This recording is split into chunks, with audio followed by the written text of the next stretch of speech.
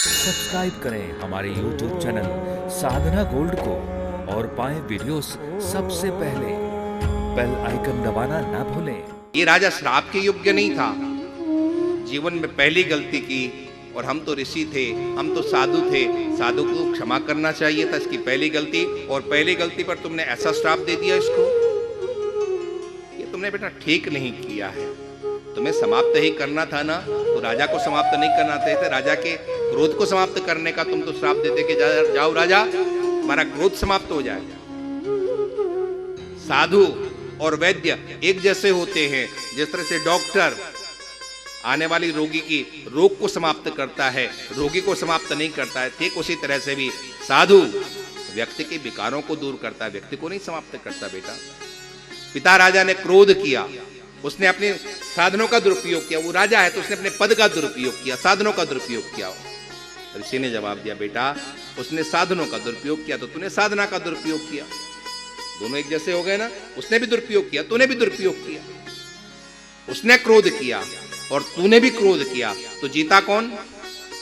क्रोधी तो जीता। क्रोध को क्रोध से नहीं जीता जाता बेटा, क्रोध को शांति से जीता जा सकता है। लेकिन तुमने, उसने सत्ता का दुरुपयोग किया तो तुमने साधना का दुरुपयोग किया। दोषी तुम दोनों ही हो, लेकिन तुम श्राप दे चुके हो। अभी श्राप वापस तो हो नहीं सकता है।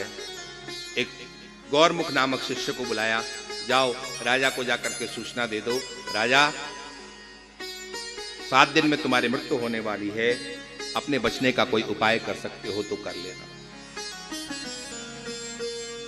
इधर गौरमुख राजा के दरबार में पहुंचा और उधर राजा तब तक अपने सिर का मुकुट निकाल चुके थे, बुद्धि शुद्ध हो चुकी थी और राजा पश्चाताप कर रहे थे।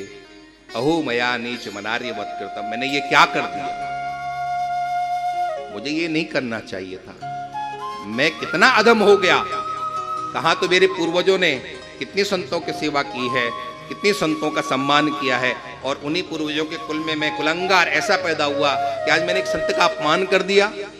मैंने मर्यादा का उल्लंघन किया है, मेरी तत्काल मृत्यु हो जाए, ऐसी कामना राजा परीक्षित करने लगे। और इतनी देर में तो थोड़ी देर में गौरमुख आया है, और गौरमुख ने आकर के राजा को सावधान किया, राजन मेरे गुरु ने सूचना दी है आपको कि उनके पुत्र ने आपको 7 दिन में मरने का श्राप दे चुका है। वो 7 दिन में अब आपके बचने का कोई भी दूसरा उपाय नहीं है, उसकी वाणी सत्य होगी।